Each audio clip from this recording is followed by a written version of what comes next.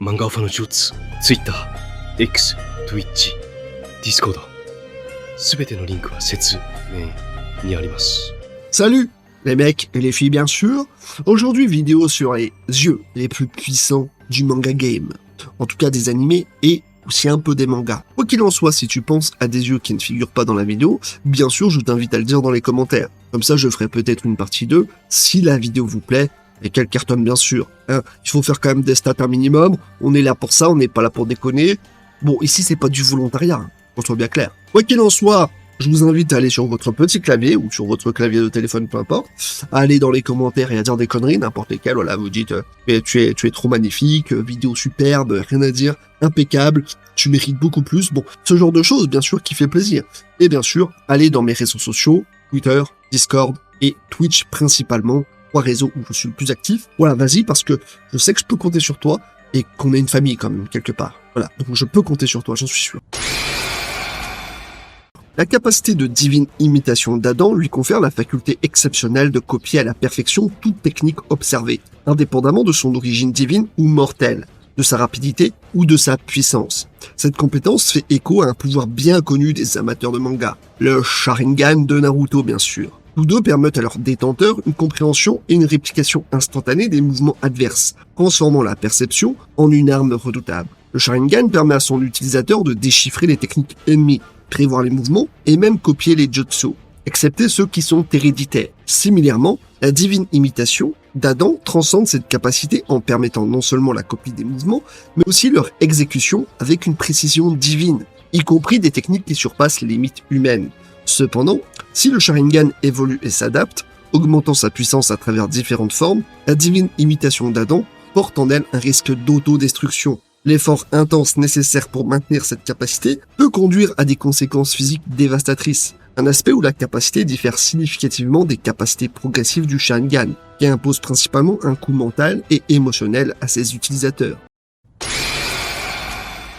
L'Alpha Stigma, surnommé les yeux de la destruction, se dresse comme une capacité mystique dans un univers où la magie tisse le tissu de la réalité. Porté par des personnages tels que Rainer Lutt, Arua et Pueka, il représente le plus célèbre des yeux maudits, et vénéré pour sa capacité à décrypter et répliquer toute magie observée. Les détenteurs de l'Alpha Stigma ne se contentent pas de comprendre les sortilèges, ils les assimilent, les retournant contre leurs adversaires ou déjouant des pièges invisibles et des sauts magiques. Cependant, cette puissance phénoménale a ses limites. Même Rainer, exceptionnel parmi ses pairs, se heurte à des frontières infranchissables, telles que les fragments de règles des entités magiques qui résistent à son analyse. En outre, l'Alpha Stigma porte en lui une malédiction. Sous certaines conditions, il peut plonger son hôte dans une frénésie destructrice, où la raison s'efface devant une soif insatiable de destruction.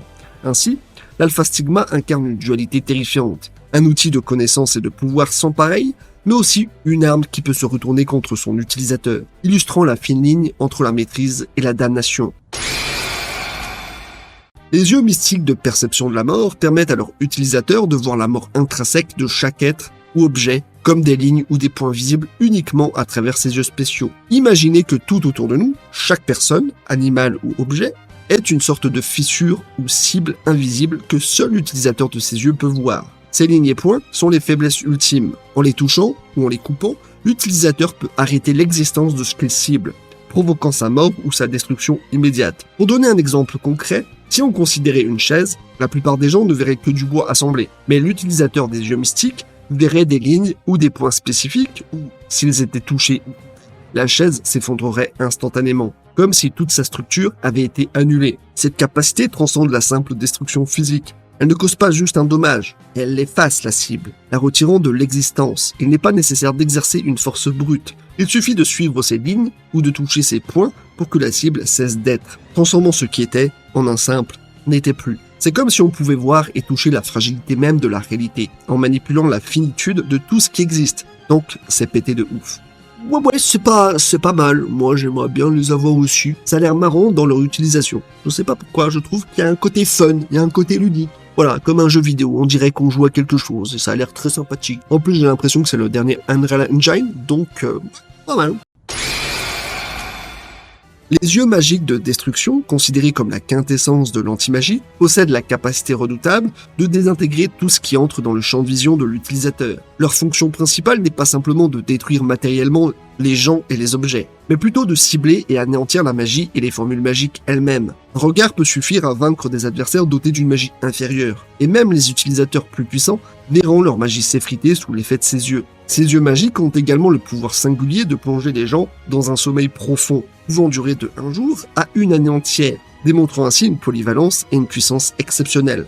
Néanmoins, leur utilisation n'est pas sans coût, puisqu'ils consomment une quantité significative de l'énergie magique de l'utilisateur. Signe distinctif du roi démon de la tyrannie, ces yeux magiques ont été transmis uniquement à son descendant direct et subordonné, Sacha Necron. De plus, le grand esprit Avos d'Ilevia les possède également, ayant imité les pouvoirs du roi démon. Ainsi, ces yeux magiques symbolisent non seulement un héritage de puissance, mais aussi une arme de destruction et de contrôle magique inégalée. L'œil du Millénium offre à son porteur la capacité exceptionnelle de lire les pensées de son adversaire, révélant non seulement ses stratégies et ses cartes durant un duel, mais aussi ses souvenirs les plus secrets et la présence de tout esprit qui pourrait l'influencer. Cette capacité confère un avantage considérable assimilable à de la tricherie, puisque le porteur peut anticiper chaque mouvement et contre-stratégie de son opposant. Au-delà de la lecture des pensées, l'œil du Millénium possède une gamme étendue de pouvoirs magiques, en ligne avec les autres objets millénaires. Il peut déclencher des jeux des ombres, matérialiser les effets des cartes des monstres du duel, projeter des illusions et offrir une protection contre les dangers. Un de ses pouvoirs notables est le jeu de la pénalité de la carte mentale, enfermant l'âme d'une personne dans une carte. Dans le manga, infliger divers types de jeux de la pénalité, y compris des conséquences fatales. Le Tengetsu est un œil spécial doté du pouvoir de clairvoyance, permettant à son utilisateur de percevoir tout ce qui se passe à l'instant présent. Au-delà de cette capacité à observer les événements en temps réel, le Tengetsu peut lire les pensées et les souvenirs des gens, ainsi qu'évaluer leurs forces. Seul un individu possédant un niveau élevé de puissance magique peut en hériter. Cependant, l'acquisition de cette capacité a un prix élevé, la perte permanente de toute la puissance magique de l'individu. Ce compromis souligne la puissance exceptionnelle et le caractère unique du Tengetsu, en faisant un don à la fois convoité et redouté. L'Empereur Eye est la capacité signature d'Akashi, développée grâce à son observation à long terme de l'équipe de Teiko. Il utilise cet œil pour renforcer ses compétences, notamment pour réaliser des ankle breaks, des dribbles rapides faisant chuter l'adversaire, consolidant ainsi son aura d'empereur. L'Empereur Eye lui permet d'identifier les points faibles dans les mouvements et les postures des joueurs adverses, leur faisant perdre l'équilibre et donc tomber. Ayant éveillé pleinement cette capacité, Akashi possède une expérience et une maîtrise inégalée de l'Empereur Eye, exploitant au maximum ses prédictions. Il y a aussi le Demon Eye, différent de celui d'Akashi, mais très similaire quand même. Il prédit l'avenir des mouvements de tous les joueurs sur le terrain, alliés comme adversaires, et pas seulement dans un duel en tête-à-tête. Le Demon Eye peut également intimider et effrayer les opposants, d'où son nom. Avec une capacité prédictive supérieure à celle de l'Empereur Eye, Gold représente une menace majeure, mais Akashi le surpasse plus tard. Les détenteurs des yeux des dieux ont la capacité de percevoir la vérité du monde, offrant une multitude de facultés, dont une acuité visuelle accrue. Ces yeux exceptionnels permettent de suivre des mouvements ultra rapides, de discerner des détails infimes avec une précision inégalée et de sonder aussi bien le passé que de prédire l'avenir sans faille. Ils traversent les illusions, modifiant la réalité et identifiant l'aura unique des individus, y compris l'aura écarlate des Bloodbreed, révélant même leur vrai nom si leur cœur est accessible. Les possesseurs de ces yeux peuvent modifier et contrôler la vision d'autrui, échanger la perspective de 2 personnes, induire des hallucinations perturbantes, ou projeter leur propre vision dans l'esprit d'autres. Ils peuvent voir à travers les yeux d'autrui, revisitant les événements passés, témoigner par ces derniers et suivre des parties du corps séparées en liant leur aura à la partie correspondante. Ces yeux disposent aussi d'une fonction d'auto-réparation, se guérissant des dommages subis. Cependant, utiliser ces yeux a un prix, l'assimilation d'une masse d'informations visuelles immense qui nécessite une période d'adaptation et leur utilisation prolongée peut provoquer une surchauffe, endommageant l'utilisateur. Si gravement endommagés, les yeux peuvent se fissurer, perdant leur capacité jusqu'à guérison, ou pire, exploser, tuant leur porteur. Ouais, et après on nous fait croire que le 6e œil de Gojo s'est craqué. Mais pas tellement en fait, pas tellement. Non, c'est bien, c'est sympatoche, c'est cool, mais il y a quand même 10 fois mieux, on le voit bien. En fait, Gojo, qu'est-ce qu'il a pour lui? La moitié d'un talent, je dirais. Ouais. The Almighty, incarnant l'essence même de l'omniscience et de l'omnipotence, est un pouvoir qui transcende les frontières de la perception et de la manipulation. Lorsque Yhwach éveille cette force, il n'atteint pas seulement son apogée de puissance, il reconfigure littéralement la structure de ses yeux, manifestant physiquement sa prééminence. Et la prévoyance omniprésente de Yhwach est vertigineuse, envisager non pas un futur linéaire, mais un éventail infini de possibles. Cette vision panoramique lui permet d'anticiper, de modeler et de réagir à l'avenir avec une acuité et une précision inégalées, lui conférant un avantage stratégique presque démesuré. Imaginez la capacité de déjouer tout adversaire, non pas par la force brute, mais par une compréhension et une manipulation presciente du temps lui-même. En plus, The Almighty n'est pas seulement prédictif, mais aussi proactif. Yhwach peut altérer les fils du destin à sa guise, rendant les futurs défavorables obsolètes. Son pouvoir de transformer l'avenir, de neutraliser les menaces avant qu'elles n'émergent, et d'invalider toute stratégie ennemie avant même sa conception,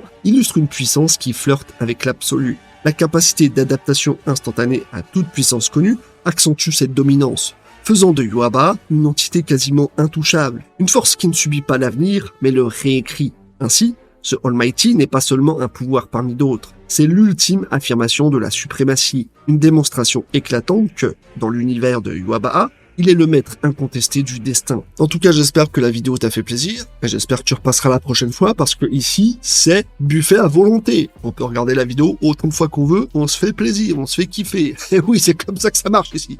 Et puis, si tu as d'autres propositions pour un autre sujet de vidéo, bien sûr, je t'écoute. C'est comme ça que ça marche ici. Moi, je t'écoute comme ça, puis peut-être que des fois ça sort par ici, mais c'est pas grave. En tout cas, prenez soin de vous. Peace!